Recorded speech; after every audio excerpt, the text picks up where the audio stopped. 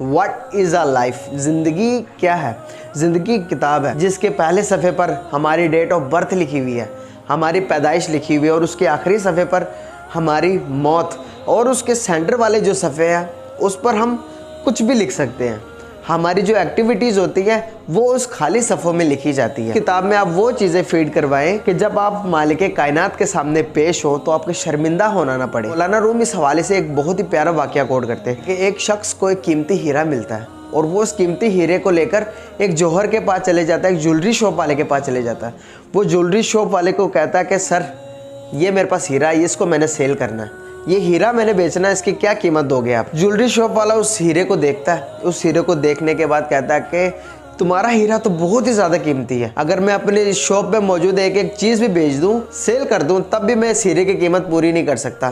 तुम्हारी इस हीरे की कीमत एक ही शख्स दे सकता है। तुम वक्त के बादशाह के पास चले जाओ, उसके पास तुम्हारी इस हीरे की शायद कीमत हो, वो तुम्हें दे दे। बादशाह के पास चले जाता है, जाकर कहता है कि बादशाह सलामत, मैंने अपना ये हीरा सेल करना है, मुझे इसकी कोई कीमत दे। बादशाह जब देखता है हीरे को देखते ही रह जाता है। बादशाह वजीर से कहता है कि मुझे ये हीरा हालत में चाहिए, किसी भी तरीके से मुझे ये हीरा ला कर दो। वजीर बादशाह से कहता है, बादशाह सलामत, अगर हम अपने तख्त व ताज भी सेल कर दें तब भी ये हीरा हम नहीं खरीद सकते, ये बहुत एक्सपेंसिव है। बादशाह कहता है कि मुझे नहीं पता वजीर, तुम जैसे भी करो मुझे ये हीरा ला कर दो। वजीर साहब कहते हैं कि ठीक है बादशाह सलामत, हीरा आपको मिल जाएगा, बाकी काम आप मुझ पर छोड़ दें। अगले दिन वजीर उस शख्स को बुलाता है, बुलाकर कहता है कि तुम ये हीरा हमें दे दो, अगले दिन आओ।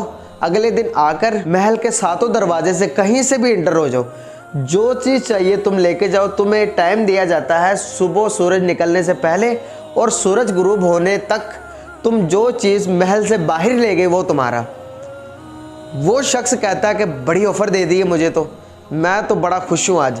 वो शख्स कहता है कि ठीक है, डन हो गया हमारा। वो शख्स हीरा उनके पास रखवाता है, रखवा कर चले जाता है। इतना खुश होता वो शख्स के उसने मुझे इतनी बड़ी ऑफ़र दे दी है, उस खुशी के मारे उसको नींद नहीं आती। पूरी रात ये सोच कर गुजार देता कि यार मैं महल से क्या निकालूंगा। फिर अगले दिन जब वो महल के दरवाजे पे आता है, सातों दरवाजे खुले हुए हैं, कोई भी उसको अंदर आने से नहीं रोकता। वो पहले हाल में कदम रखता है, वो देखता है तरह तरह के लिबास, एक बादशाह पहनता है, एक शहजादा पहनता है, उस तरह के लिबास। वो कहता है कि यार इतने खूबसूरत लिबास हैं, मैंने कभी लाइफ में ऐसे लिबास ट्राई नहीं किए, मैं ट्राई करके देखता हूँ। वो एक उतारता, दूसरा पहनता, दूसरा उतारता, तीसरा पहनता, शीशे के सामने जाता है। वो कहता है कि यार मैं तो पूरा राजा लग रहा हूँ, मैं तो एक शहजादा लग रहा हूँ यार, क्या मेरी बात है, क्या मैं लग रहा हूँ।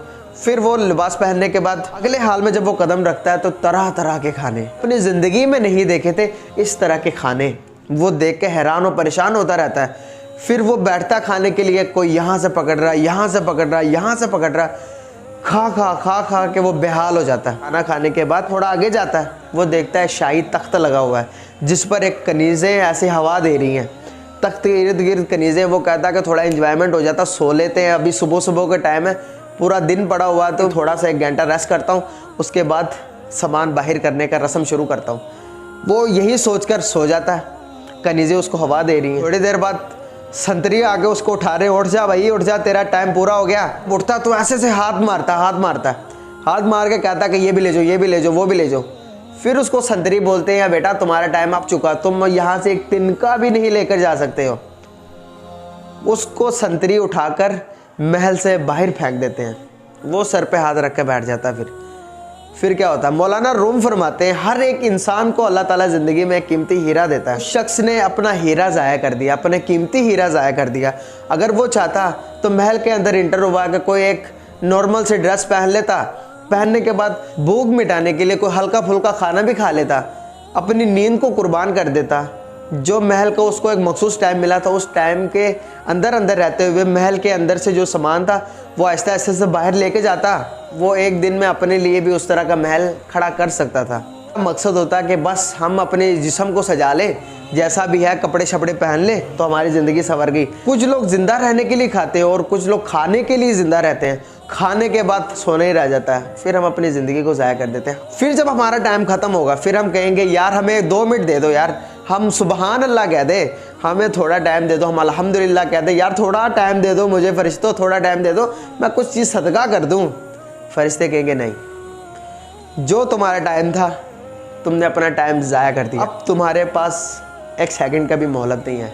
तो जो ज़िंदगी मिली है इस पर कदर करें, अच्छे काम करने की कोशिश करें। अगर वीडियो अच्छी लगे तो अपने फ्रेंड्स में भी शेयर करें। मिलते हैं फिर इसी तरह की नेक्स्ट वीडियो के साथ, तब तक के लिए मुझे इजाज़त दें। अल्लाह हाफिज़।